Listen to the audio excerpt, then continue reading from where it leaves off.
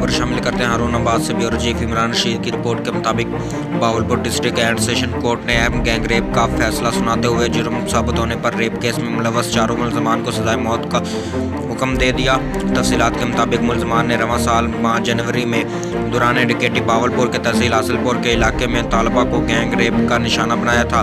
Gang rape का मुकदमा नामालूम मुलजमान के खिलाफ दर्ज हुआ था। बहावलपुर पुलिस की स्पेशल टीम ने मुलजमान को 3 रोज़ में ट्रेस करके गिरफ्तार कर लिया था।